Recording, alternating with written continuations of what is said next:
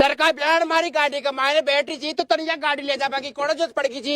Sir का बयान को बींद फोन करे तो रात नहीं भाई लगन लेर तल्ला सब घर खाए आज और गाड़ी भी ले जाओ जिसो लेर को तो बीन तो मन फोन करे तो मन भी करे तो रात ने। अच्छा एक ही ब्याह में दो गाड़ी ले जाओ ना तेरा पीछा कतार कने। हाँ लेर जाओ मैं तो भैया बुलाओ तो जाना पड़ा। तंजल मना कर दी तो मैं गाड़ी अंडे खड़ी जा हाथ बन लगा तो फिर तू लेर क्यों गोरे भाई। तो तू भी गाड़ी में चलता तो या क्यों लेर गोरे भाई। तुम्हारा दिमाग ऐसे से क्यों कर रहे थे। क्यों कर रहे थे अरे बात सर का बयान पता था काय की गुल्ला जी की गाड़ी तो पैक थे अभी हम तो जीव खराब होते था कि गाड़ी में बैठो वो तो खुली खुली जे भी का तो शीशा ही खुला था कि शीशा तो खुला था। बेतुला बैठा थारी गाड़ी।